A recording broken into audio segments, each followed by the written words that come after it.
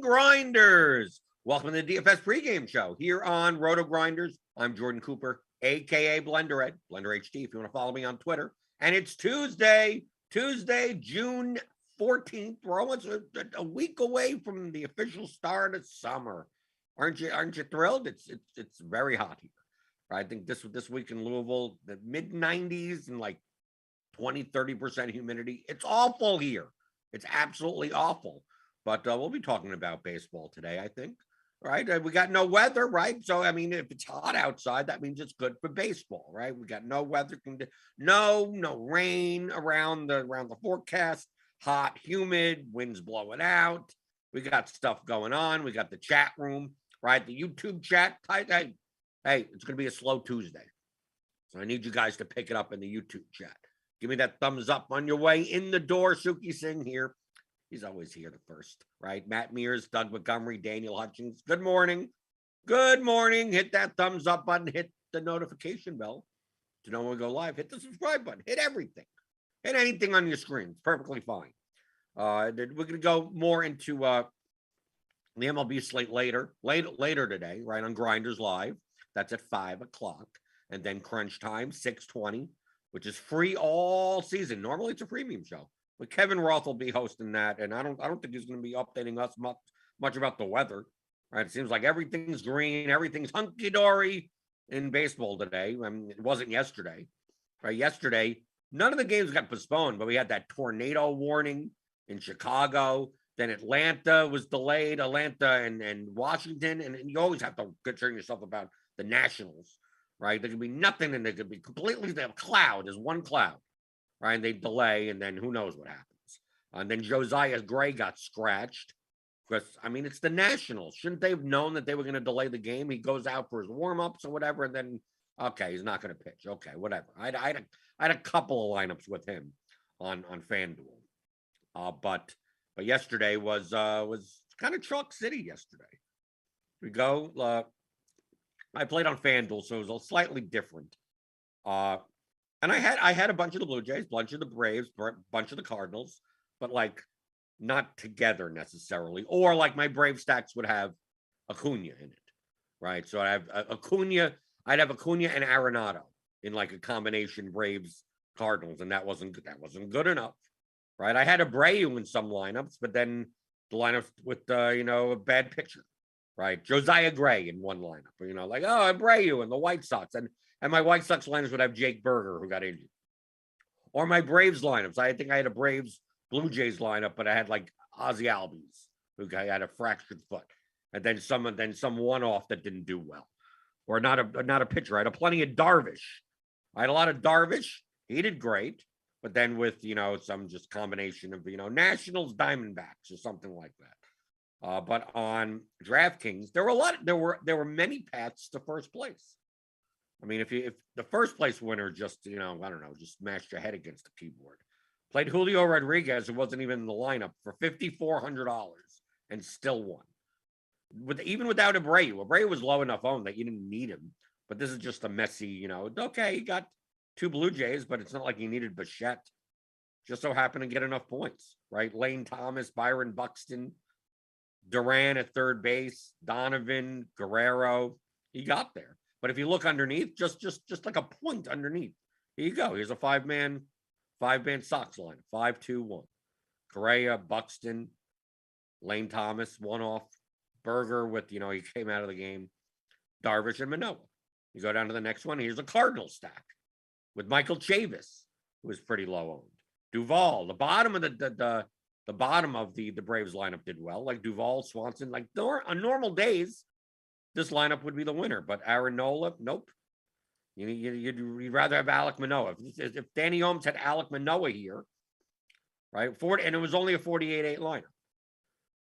Right? Here's a 49-8 lineup. This is a 50,000 lineup, 49-5, and here's a 5-man Blue Jay stack.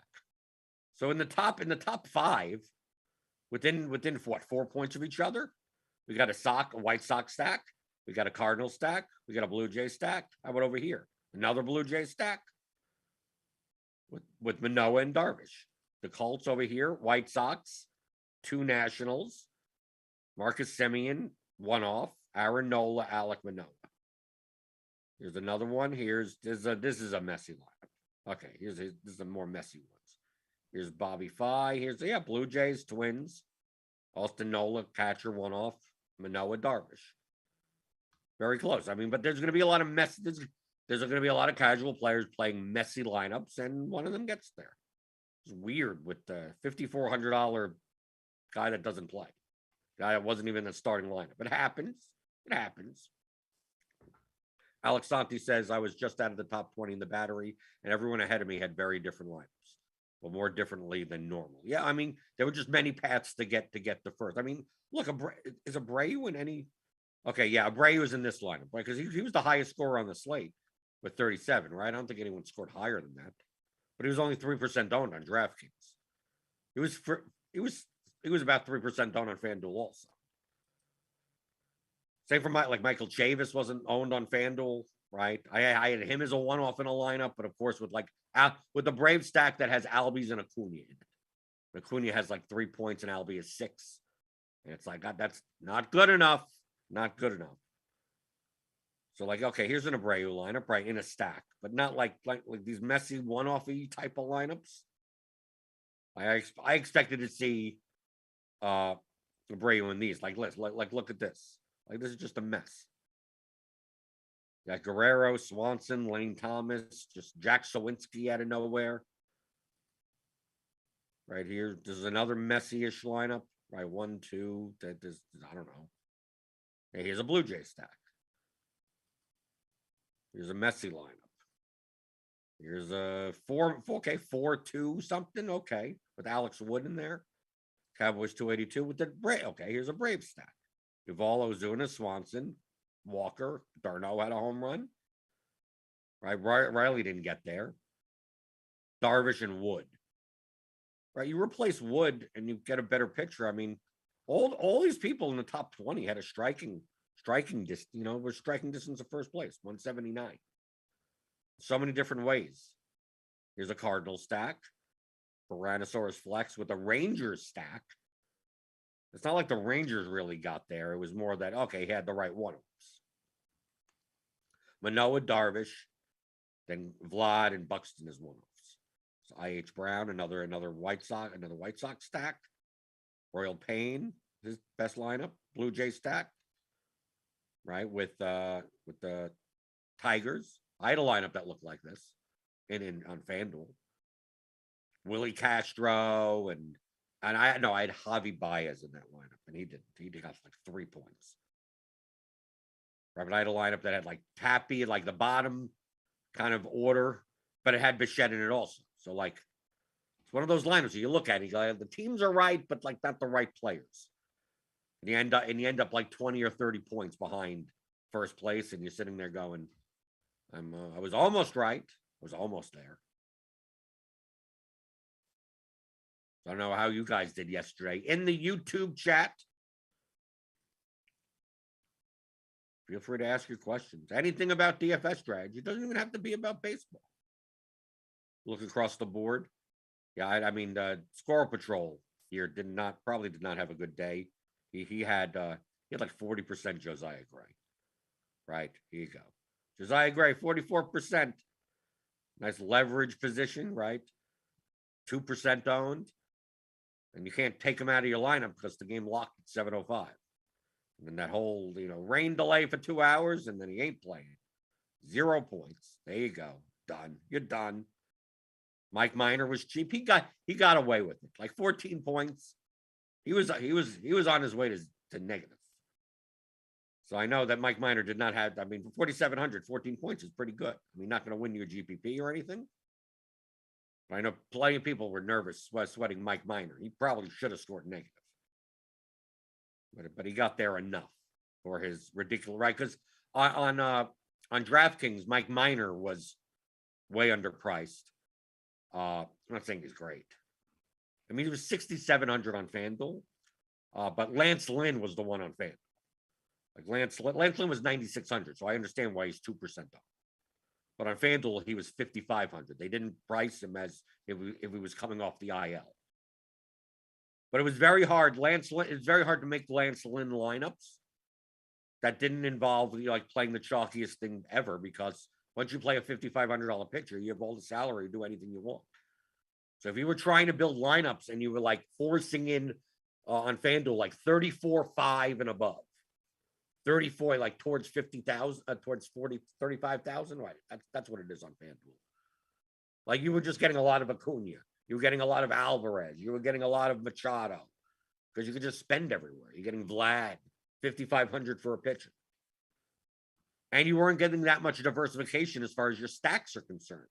There's only so few stacks that can spend that much money together. Like it was all like Braves, Blue Jays. Right, you're spending up for all these guys.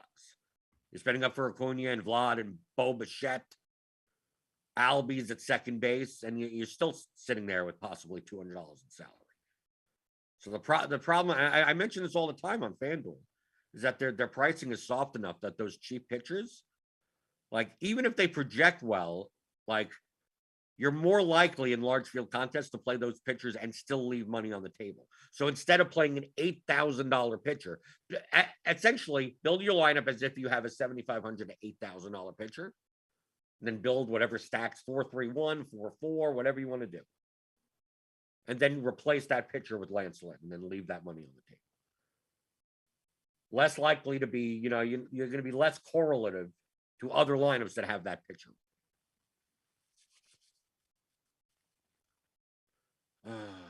Alex Santi says you could win with a cheap 14 from the SP2. Yes, not on this slate, but you could. Absolutely could.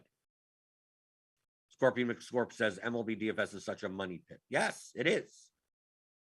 MLB DFS is high variance. Okay? And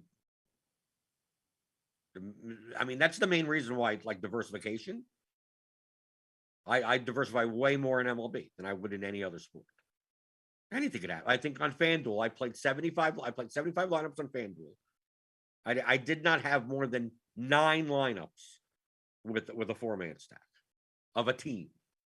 I mean, I had 4-man stacks in all my lineups, but I think I had Braves in 9 out of the 75 as a 4-man, right? And then like the Blue Jays, I had like 8 of them. I had the Astros in 7. Like I go down like that. Like I'm not just going all in because it's baseball. I don't think I had no pitcher more than 15% of my lineups. I had 15% of Darvish. I had some Manoah, some Alex Wood, some, just kind of spread it around. As long as individually the lineups are projected and leveraged properly, I'm perfectly fine with building very diversified set of lineups. But I was playing a lot like the problem on FanDuel, I mean, based on the results yesterday, is I didn't have many lineups that had Blue Jays, Braves, Cardinals together, only because they were higher owned. So most likely, I had some, but not many. And the ones that I had the wrong guys, right? Albies, Acuna, right? Bichette, and that type of lineup. But most of them, it's like, okay, I have Blue Jays paired with Tigers. I have Cardinals paired with Mariners. I have Braves paid, with Cubs. A lower owned team to go along with it. Just so happened that you combine them together and you were better off yesterday. Munachi says, interesting to see some of these sharp players on your screen take huge stands on someone like Nola as high as 40 or 50%. Well, let's take a look. Compare, okay, we're right here. Right, he was 41% owned at 10-1. And more people took, I mean, it wasn't like absurd. Like Brick 75 at 56%. I mean, the people that took more of a stand on Nola didn't really play much Sandy Alcantara. But Alek Manoah over the top. I mean, it's more the fact that they didn't play some of these lower, like you didn't see Ian Anderson in many lineups. Right, the pitching on the slate wasn't that great. People went down, they paid for minor. So Nola minor. But if on a 10-game slate, if you're gonna be playing a lot of stacks, then why wouldn't you be playing the chalkier pitchers anyway? Nola and Manoah were the two best pitchers on the slate. They were the two best projected players on the slate. And you could build stacks that even spending almost 20,000 a pitcher between the two. So that's why they got there. Remember, you're not playing players, you're playing lineups.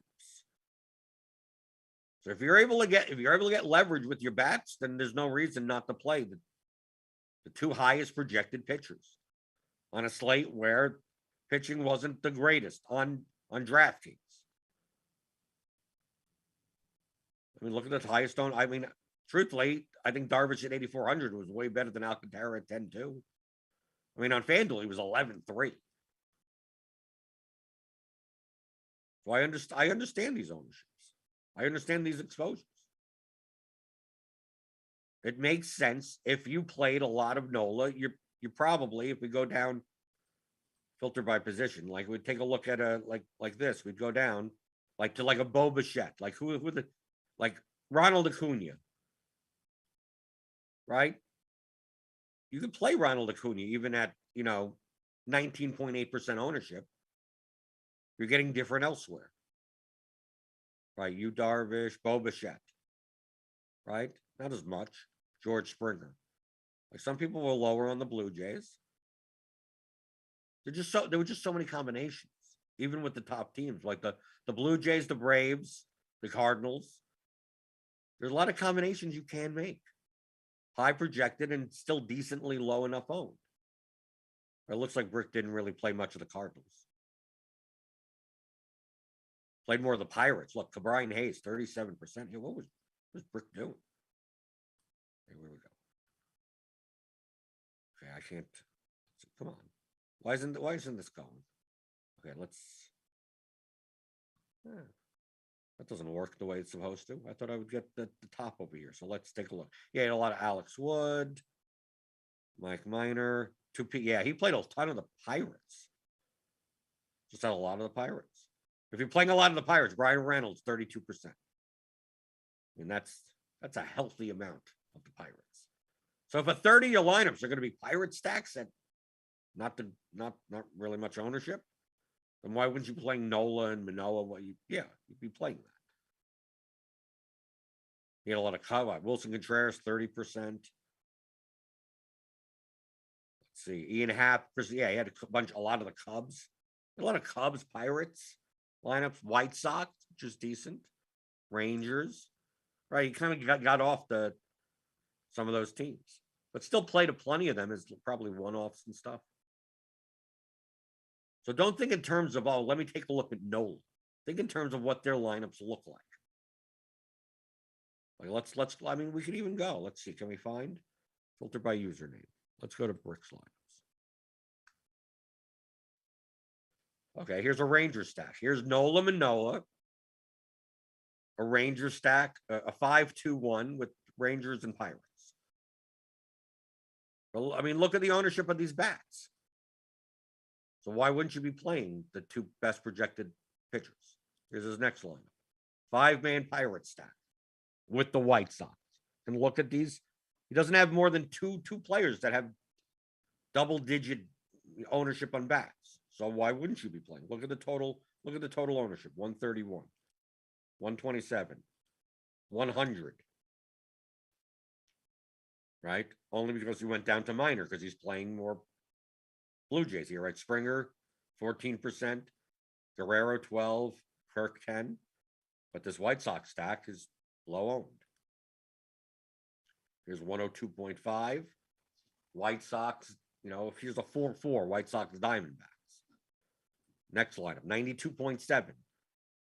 Right? And it's only down low because he's playing two lesser pitchers because he's playing a Blue Jay stack, right? Because Blue Jays were going to be chalky. So if I'm going to play Blue Jays, then maybe I don't play Nola and Manoah. Here's Nola and Darvish with the Pirate stack, 98.7 total ownership, 124 total ownership. Manoah minor, Braves, but still bottom of the order, right? 4.8% Duvall, half as a one-off, 124.6, 109.4 with a White Sox stack, 82.5 with a White Sox stack. So yeah, you'd be playing Manoah in this lineup. Nola Wood with the look like a Cub stack. All these guys, look how low on this lineup is. So yeah, you could play Nola in these lineups. So that's why you have to look at the lineups. You don't just look at the exposures. Oh, I thought Nola was over-owned at 41%. He probably was, but I mean, if you're playing the Cubs and they're under-owned, like it's perfectly fine to play.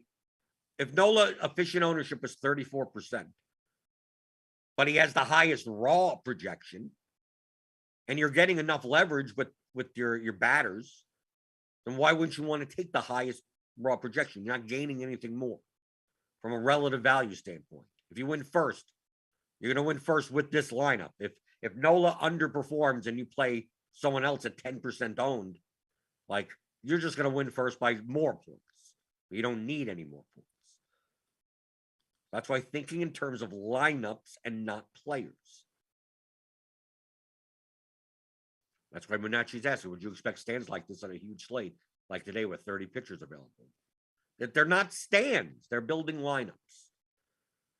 Once you focus away from players and look at your DFS play in terms of lineups, you will get better. Nola makes sense in certain lineups, doesn't in others. Right, Manoah Wood. Right, like if you're playing a Pirate stack at this ownership, you should be playing the highest raw point pitchers. You're done. You got enough leverage. If you're playing, let's see, this is a kind of a 3-2-2-1 lineup from Brick. We can take a look at someone else. Let's take a look at someone else. Who else were we looking at over here? We can take a look at Nerdy Tenor, right? Let's take a look at Nerdy Tenor's best lineups. Since it's in the chat, he could defend himself, right? Manoah, Darvish, Pirate stack, total lineup ownership 110. Hey, what's wrong with this? This looks perfectly fine to me. It's a 5-3 lineup. There you go. Diamondbacks. 1, 2, 3, 4. It's a 4-2-2 lineup. 129 with Nola in it. This is fine. Yeah, this looked fine to me also, right? Okay, then we go look over here. Look how low on this lineup is. 1, 2, 3, 4 Reds. 4 Reds and a bunch of ones. No, 4-2. It's a 4-2-1-1 lineup with Chris Flexen as the SP2. Why wouldn't you play? Like if I showed you this lineup without the top person in it, right? If I just showed you this lineup right here, and you go, okay, you could play any pitcher up top. Why wouldn't you be playing the highest raw point projected pitcher? You'd look at this lineup and go, dude, if the Reds go off, right? And Goldschmidt has a good, like if the Reds go off with these 1%, if Tommy Pham has 26 and Senzel has 26 and Oki hits a home, I mean, you'd be sitting there going, why aren't they taking the highest raw point pitcher? You have all the leverage you need. Flexen has a decent game, 2.1%. Like it wouldn't matter. It's like, oh, well, he's over-owned at 41.4%. He's the high, but he has the most raw points from a projection standpoint. You're already at you've given up enough projection by playing the rest of this lineup. And your ownership is way low. Maybe even too low.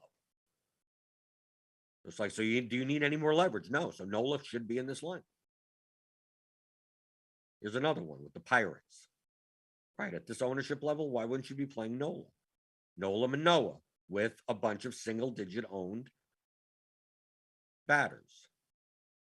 Here's twin stack, right? 108. But now you're playing Darvish and Ronnie Garcia because you're playing you're playing two of the chalkier one-offs, right? Even though you're playing the Twins as a stack, there's a 4-3 lineup. But look, you're playing Buxton, you're playing Tyler O'Neill. I get why this lineup wouldn't have Nola. This one is missing players. Apparently, we're missing a pitcher here. I don't know why. Maybe this is a Josiah Gray lineup and it didn't show up. I don't know. Here's Nola Darvish with a 1% Mike Moustakas. So look at the total lineup ownership. You have Yepez in there. Right, a 4-2 something. No, it's a 5-2-1. But Darvish is 15% owned. So in general, this lineup is fine. So if you go and you start making lineups, what should these lineups look like? Then maybe you end up with 40%, 50% Aaron Nola. Because you're building a lot more lower owned stacks and bats. You're not doing popular combinations. Like, I don't know what his Acuna lineups look like. If he had any Acuna. Here's an Acuna line. But if you're playing Acuna, Bichette, a Cardinal stack, like maybe you don't have Nola in this lineup, right? He's already 119% total ownership, which isn't the be-all end-all. It's just it's a blunt way of looking at things. You go, okay, this lineup, if you put Nola in instead of Alex Wood, and obviously you have to change some things around, you're adding another 20, 25% in ownership, and that may be too high. Now you have too much ownership in your life. Right, here's a Brave stack. Braves and Diamondbacks. And look, you're playing a lot of correlated players that are double-digit owned. So you play Wood and Garcia, 104.2. Right? You change this to Nola plus Minor or something like that, and this lineup is potentially too high owned for their projection. Doesn't mean it can't win, it could win. But it's probably less EV than this lineup because you're playing different pitchers, because you're playing a chalk stack. It's not, these aren't complicated concepts. Daniel Hutchins says, I've wagered over 850,000 on MLB so far this season. I'm down $800. That isn't that bad. Hey, I'd rather be down more. If you put the $850,000, just put things into perspective.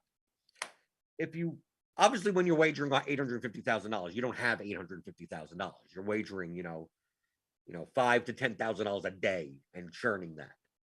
But imagine at the start of baseball season, you put that into Bitcoin, right? Or basically anything.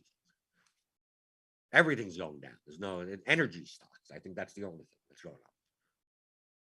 So put that into perspective. You're down $800 when you could be down 50%. You put it in Bitcoin. Alex Santi said, I hated Nola lineup build, so I went down the Wood for more EV. I unfortunately built with Thompson. On DraftKings? So Wood plus Thompson, I don't know. I don't know about that. I would have to take a look at the lineup to begin with. If you're playing a chalk stack, I guess, maybe. But that's the concept that, as long as you get that concept, this is the concept of all of DFS. What is the relative value of your line? Do you need to know an exact number? No. I'm not trying to teach you how to do it by an exact. We're not going to have Daniel in here, running his supercomputer or whatever. It's not a supercomputer. And let it decide and do all those calculations. Whatever. You don't have that. Who knows what he's doing, but is accurate all the time. You may not. How could you do it yourself without having a supercomputer? Well, think conceptually. How do I build a lineup that has as high a projection as possible, reasonably, with as low ownership as possible? As long as you have an accurate way of determining those two numbers. Projections, they're ranges of outcomes. So obviously in baseball, the variance on that is extremely high. But if you have good ownership, it's like, okay, should I be playing a lineup that has this much ownership with that much projection. That's the name of the game. And once you find that good balance, you could probably find thousands of lineups. And obviously, baseball, you benefit from correlation. How much is that correlation worth compared to the projection and the leverage of your line? It's those three levers at DFS. It always comes back to the three levers: projection, correlation, and leverage. And you're just milking the cow, right? Cash games, if you're playing double ups, you're just taking that projection lever and you're just jamming it up. If you're playing small field GPPs, you're probably jamming the projection not all the way up, putting a little leverage, and then maybe jamming the correlation all the way up. Possibly. Just pick two teams and hopefully you get it right. You don't have to be perfect. Then the large field GPPs, you need to, where's that balance? You don't mind sacrificing a bit of projection, much more projection than you would, as long as you're getting the appropriate leverage with it. That's it. And that's why you subscribe to RotoGrinders. We'll give you the numbers, or at least more accurate numbers than you could come up with yourself. So you subscribe to RotoGrinders, get the combo premium package. You get all the sports, right? We got NBA playoffs going on right now. Got PGA, the U.S. Open is coming up. MMA slates every Saturday. We got when soccer comes back for the Premier League and Champions League. Got soccer stuff, NFL. We'll have preseason NFL stuff. We got everything. So click on the link in the description. You get $10 off your first month. And you get all the content to go with it. We have, obviously Cheese's $1 Million Musings. That's in premium. You get all the ownership. You get all the player projections. You get the top stat, the Slate IQ tool, right? The team smash percentages for FanDuel and Draftkings. Get Plate IQ if you want to dive deep into stats. We got all of that also for MLB. But we got the numbers for you. If you want to change the numbers, that's perfectly fine. Some people are like, I don't think that ownership is right. So change the number. But once you assign a numbers to the players, then you don't need to care about the players anymore. Now you're just building lineups based on those numbers. That's it, right? I pressed the optimal button, right? The top projected lineup based on the bat as of 11/28, 126.49 median, 79% total ownership, only because I think maybe some of this is off. Coors is going to be popular today. But I also think that we may have a Wrigley win game to go along with it. So that's why, we get a little bit more Cubs and San Diego in our line, right? We take a look at the San Diego Chicago Cubs game. The bat loves Wrigley win. So the ownership isn't there yet. I'm assuming that'll by later in the day, that'll all get rejiggered.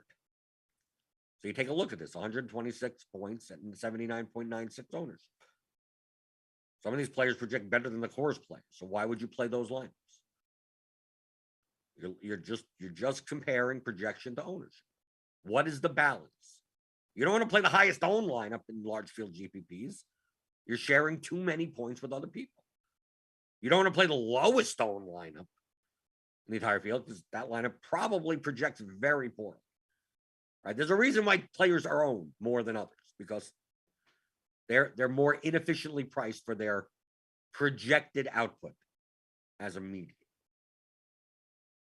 So if you're playing a lineup that has all 1% owned players, they're 1% for a reason, because they're poorly projected for their price. That's why only 1% of people are playing them. Can one of them have an outlier result? Of course, but it's very rare if 10 of them do. So you're probably not playing them all together. So you're not playing the highest owned lineup. You're not playing the lowest owned lineup. You're not playing the highest projected lineup. You're not playing the lowest projected lineup. You're playing somewhere in the middle. And dependent on the size of the field that you're playing determines how much balance you're looking for. Smaller field contest, do you need to give up 20 points in projection for a low-owned lineup? No. Large field GPPs, much more viable. You played that too low-owned lineup, too low projected lineup in smaller field, single entry, 3 max, those types of contests. You'll get leverage. You just won't win often enough. When you win, a lot of times you'll win and you'll win by 20 points, right? Because you didn't need all that leverage, and you win $5,000, right, in the contest. But you miss the cash line 95% of the time, and you don't win often enough that if we replayed this out 100,000 times, you'd be down money, even though you do win every so often. And then on the other hand, if you play a lineup that's way too high owned, way too high projected, it's like, oh, you cash a lot more often. But you rarely ever win first. So you get a lot, you turn your $20 or whatever, like $12, you turn it into 18 a lot, or 24 a lot, or 30 a lot. Not a lot, not like 90% of the time, but more often than other entries in the contest. But since there's a rake involved and you rarely ever come in the top 10, at the end of 100,000 times, you're down. And you may be down the same amount of money as the guy that's building the too low owned lineup that wins every so often. They either wins or comes in the last place a lot of times. Ends up with a very similar expected value. So you're looking for the balance of that. A-Rock asks, do you still stack in cash or do more one-offs? Well, I'll ask you a question. If this was a Discord, I would ask you, it's like, what is your goal in cash games? What is your goal in cash games? Head-to-heads, 50-50s, double-ups. Coming in first and coming in 10th in a 22-man double-up gets you the same amount of money. Okay? What does correlation add to your lineup? If you raise that correlation lever, what is that doing to your lineup? That is adding variance to your lineup. Right. I'm going to play 5 guys from one team. So what happens if the team does bad? Well, most of the batters do bad. What happens if the team does good? Most of the batters do good. So you're adding variance to your lineup. Where is variance good for your lineup? Well, in progressively payout structure contests. Where if one guy does well, then the next guy is more likely to do well. And this guy's more people on their team. The batters on their team are more likely to do well, which means their range of outcomes starts getting wider. Your lineup's range of outcomes start getting wider and wider and wider and wider and wider. Now, in a contest where you're looking for as high of a result as possible, you want to add variance to your lineup, right? Because you're not looking to minimum cash, right? By having a low, narrow range of outcomes. You want the wider range of outcomes. In cash games, is there a value in coming in first versus coming in 10th in a 22-man double-up? If you're playing 100-man 50-50, do you get any more money from coming in first than coming in 50? No. Your goal is to optimize to come in just the top half, right? You don't need any more points. Any more points that you get past there are worthless, right? If the cash line in a double-up is 134 and you have 210,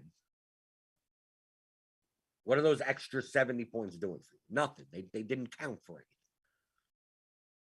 So adding variance to your lineup is not you're looking to reduce the variance of your lineup, if anything, in cash games. So in cash games, you're typically just playing the highest projected lineup, meaning or one of the highest projected lineups.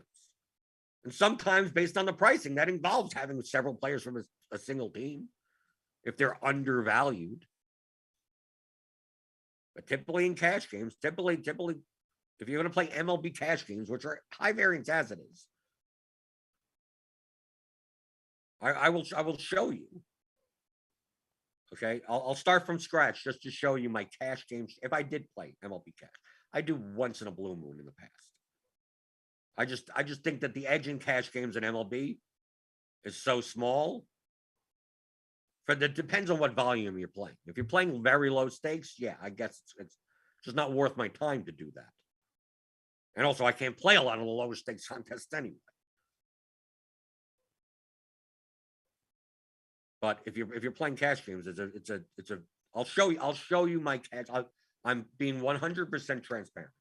Okay, I will show you exactly. I mean, literally exactly on this slate. I'll even do this slate. So if you want to clip this, if you want to just, get close, turn everything off. Turn everything off. If you're driving now and you're listening to this on audio or something like that, I would suggest you pull over. So I'm gonna show you my cash game strategy that has been profitable, right, in MLB. And this is to be quite blunt. So I pretty much do the same in NBA also. Okay, so this will teach you a lot of things. NFL, this may be the most important lesson of them all. Okay, I'm going to show you exactly my cash game strategy. Exactly, I'm going to go through it all.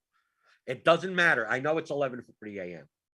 We may be here for a while. Okay, so hunker down. Get. If you have to walk your dog, go ahead and let him out. Right, your kids are crying or something like that. Put them down. 110%. 110% attention to this. Okay, and this may be the most important thing you ever see. I rarely do that. I rarely show you my cash game process. Okay, I rarely ever. Okay, and it's gonna blow your mind because no one's gonna show you this. Okay, am I selling this enough? Most of the regulars know exactly where I'm going. Okay, I expect in the chat people to be like, yeah, we've seen this bit before, right? I've done this bit before.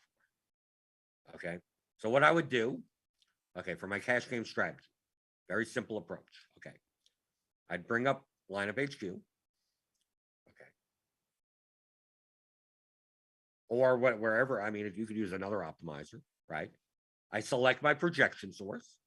I use the bad X projections. You could use whatever projections you want. If you have your own projections, build your own projections. That's fine. You want to use the Plate IQ projections, use the Plate IQ projections. If you want to use someone else's projections, whatever like that. Just load in your projection source. That's it. Okay, into an optimizer. Doesn't even have to be lineup HQ. I use lineup HQ.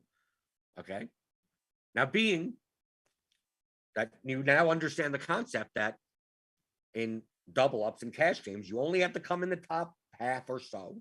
You're optimizing for that. So you're optimizing for like a 55th percentile outcome, right? The weird thing about these projections here, these are median outcomes. These are median projections, 50th percentile projections, right?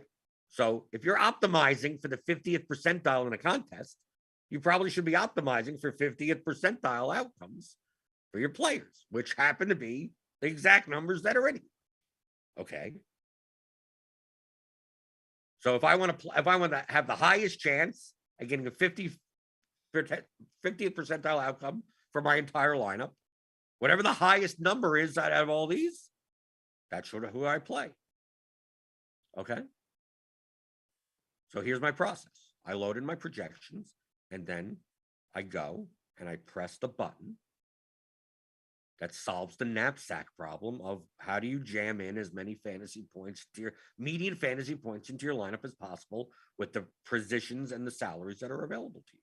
So I click that button and I get this lineup and I enter it. Cease, Cole, Contreras, Voigt, Marcano, Wisdom, Kim, Grissom, Trout, Acuna, as of the 11/28 projections. There you go. There's my cash game process. That's it. You're done. You're done. That's it. You're done. Right? Did I have to look up anything? No. I don't even have to. I don't. Dude, I could show this to someone that's never even played baseball. No, it doesn't even know baseball.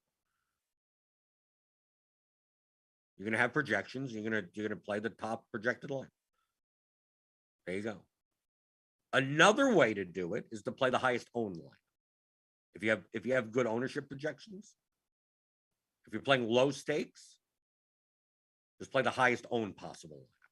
Now you can't do that in lineup HQ without hacking things by putting the ownership column in the fantasy points column. But you could do it that way also. If you're playing in a way where it's like, I don't care about the player projections. I just don't like, how do I share as many points as possible? That relative value that I was talking about. In GPPs, you want the most amount of relative value. You want more points that you have that the field doesn't have. In cash games, you almost want the opposite. How do I share as many points with the field and let the people that don't share the points make mistakes? You could play that way by playing the highest owned line. Or the differences between this top projected lineup. If I just went and just like 5 or 10, let me put 10 lineups in. All right, let me go to build rules, make sure I get like nothing. Number of unique players 1. It doesn't matter. Salary doesn't matter. Whatever. Let me just build 10. There's no stacks. There's no nothing. So here's the top lineup, 126.49. Here's the second lineup, 126.48. Okay. The difference is there's what? It looks like a 3v3. Right. Okay. So the difference between these two lineups, Cease Cole, Contreras, Voigt. Okay. Those are similar. Kim is similar. Grisham is similar. Acuna is similar. So basically it's Marcano, Wisdom, Trout versus Harrison, Ramirez, Gonzalez. So it's a 3v3, yet the difference in projection is 0.01. Okay? This one is higher owned. So like you could play either of these two ones. Look how close in projection they are. This one's 126.36. It's lowered by 0.12. If you decide you want to play this lineup instead, that's fine also. Any of these lineups. If you want to play any of the top 10, you're like, oh, I can't play this guy. Okay, well, you look through and you go, I don't want to play Marcano in my lineup. Okay, then play a lineup that doesn't have Marcano. Play the next one. If you wanted to do that, the difference between the lineups is so marginal. And if you're thinking in terms of relative value, maybe this second lineup that has Jose Ramirez at higher ownership, maybe prefer that. Like, so I don't get burned by Jose Ramirez. And the difference in fantasy points is nothing practically. 0.01. I choose this one over that one. If you played this out 100,000 times, it most likely would not matter which lineup you choose. Right? Over 100,000 trials, picking any of the top, you could probably pick any of the top 20 or 50 randomly and played it. And you randomly picking one of the top 20 lineups optimally out of your projections in double ups or 50-50s. If you simulated that out, you're like, okay, you have the results. You play an entire season out and then go, okay, well, what happens if I randomly choose that again and play it all out? And randomly choose it again and play it all out? And randomly choose it again and play it all out? Over 100,000 times? You're probably going to come out with about the same ROI. So from a cash game strategy, that's all you do. Some people say, I'm just going to play the top optimal out of my projections as of 7 o'clock at night. And that's it. And do that every day for every slate. Some people pick their lineup. They go, well, maybe I'll play this Jose Ramirez lineup instead, right? They'll look at the top 20 or something, and they'll pick the one that they want because they know the differences between the top 20 lineups may be nothing, barely anything to worry about. So they're going to put their own. Well, some people do it by ownership. Some people just like, okay, I'd rather have this than that, right? No, but I don't like this lineup. Can I find another Jose Ramirez lineup in the top whatever? Right. Here's Ahmed Rosario. Maybe I play this lineup. Right. The difference in projection is another 0.4, 0.2. Very small. I'll play this lineup instead. That's perfectly fine. But some people, they go, let me look at the top 20 lineups and then go to random.org. Right. You go to random.org. Right. We have those 10 lineups in front of us. Okay. Where's random.org? Wow. And you go, okay, 1 to 10. Right? Generate 9. Then you play the 9th line. You could do it that way. The differences between that is probably not going to matter much. In the long run, this is what happens when you're playing cash games. You're optimizing for 50th to 55th percentile outcomes. And that's what median projections are. So why wouldn't you be using the numbers that you have in your projections? Well, what happens if any type of objection to that is that you don't trust the projections, and that's permanent? Then fine, then don't use any numbers. Good luck. Good luck to you with that. Building with no numbers whatsoever. No, once you put numbers on a player, then you don't need to worry about the players anymore. Nick DeVore. So for GPPs, you build lineups by using ceiling scores. No, you don't. I mean, you can. Most projections have players normally distributive enough that the differences between your lineups by building by median and building by ceiling are not going to be dramatic. So whether or not you use the median or the ceiling will not matter much. I can't say it won't matter at all, but it won't matter much. That's not the, oh, once I do that, everything changes. No, it's not.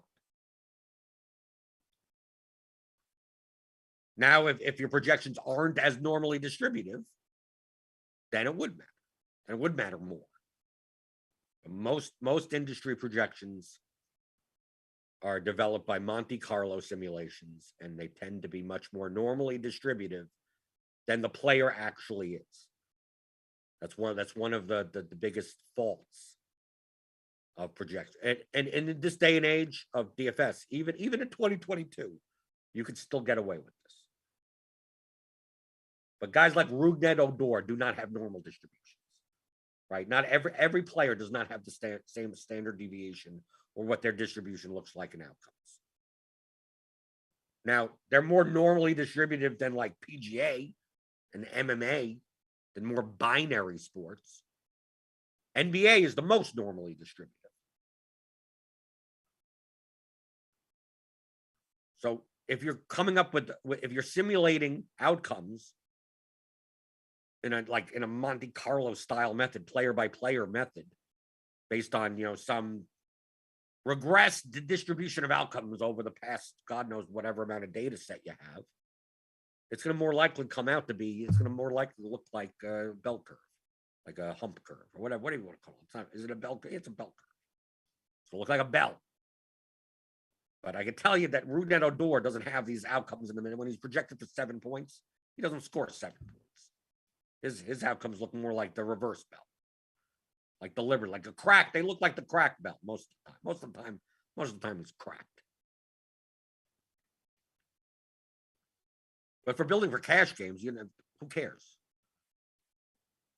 If you want to remove those higher standard deviation players because they truly don't have a normally distributive, outcome set distribution, that's perfectly fine to say like, do I want a guy in my lineup in cash games that scores 0 or 14 and then nothing else? Even though his median is 7, you could do that also. But over 100,000 times, you'll have that guy will hit a home run and save your lineup. And sometimes he won't, he'll score 0 and kill your lineup. Right? So over the long term, it's still perfectly fine. That's why cash games are boring. I'm not talking boring from a payout perspective. Like there's no cash game strategy. In the higher stakes, there's a little bit more give and take. People have very similar information. The higher stakes, most people know. They'll go, okay, if this person, if you're using these projections, this is what the lineup is going to come up with. Or it's going to be one of these two. How do I exploit people that use those types of lineups? And then you could actually make more money, especially in like triple ups or quintuple ups. Like people do that. They know the information that other people are looking at. But if you're playing low stakes, playing the highest projected or the highest owned lineup, typically all you're doing by doing that is saying, let other people make mistakes. So as long as you're in contests with people that make mistakes more often than you profit. So those $1 double ups, $1 50-50s on FanDuel, the $2 100-man 50-50s, like the FanDuel 50-50s are, I consider to be the easiest cash games in every sport. Sub $5. I'm talking about the $2 ones, the $1 ones, the 50-cent one, whatever. They go down to even that level. So if you're playing any NFL, NBA, and MLB, if you want to grind out probably a 7 to 10% ROI, maybe 12% even, In football, you could do 15 to 20, but you only get like what, 18 weeks of that, 18 slates. Even though you could play the afternoon slates, you could do more. You could grind out 10 to 15% at that level by just doing this. On average, in the long term, right? But what does that account for? I mean, like, how much money can you get down at that level? $200, $300 max, something like that. And at a 10% ROI, that's what, 20 or $30, which is fine. If you're playing on a small bankroll, that is literally what you should be doing. You should be doing that, no problem. You're playing $5,000 a slate. I mean, number one, you probably can't even see those contests. And what, an extra 20 or $30, is it worth the time? You're playing other contests. You're not focused on that. If you want to have a nice, anywhere from 5 to 15% return, somewhere in that range, low stakes, just play those contests. Okie doke. So we learned some stuff today, right? Even though, I mean, I've said this stuff before. I've taught this stuff before, right? All of this is in the Theory of Daily Fantasy Sports. 15-hour audio DFS masterclass. How to think like a professional DFS player. It's all these types of concepts. And it doesn't just apply to baseball. That's the whole point. I teach conceptually that you can win in DFS in any sport. That the sport doesn't matter. If you look across the lobby, you look and go, oh, this guy wins in all these sports. It's not because they just know all those sports. It's because they play the game of DFS well. So go get it. Theoryofdfs.com. I will teach you all of these concepts. Or you could watch all the past videos of the pregame. You could. This show, if you started from the beginning, watched all like 300 plus hours, you'd probably get it all anyway. You could do that as well. Drawface 23. Blender, do you play MLB cash games or it's not for you? It's not worth the investment for me. No. If I'm going to put in the volume, I'm going to put it in GPPs. It's an allocation question. It's not whether or not it's worth it. It's not whether or not it's not profitable or not. It is profitable, but a very small percent, like very small. So am I going to put $5,000 a day for high variance and a 1 to 2% return versus playing $1,000 only, or doing $5,000 in something that has a 10, 20, 30% return? No, I'm not going to put it into that asset, especially with the swings being so high. So that's why I don't play MLB cash. And also, MLB cash games don't tend to have many weak players. Not many casual people play cash games. That's why I pointed out the low stakes FanDuel 50/50s. That would be your best shot at finding weak opponents. So you could do that in NBA and you could do that in NFL. So if anything, you do that for MLB also. But the problem is there's only so much volume of that. So if you're playing on a small bankroll, that is what you should be doing. On a large bankroll, that's only going to represent a very small percentage of your play anyway. So it's not a priority. And you get to a certain point where you can't even see those contests. They restrict you from those contests.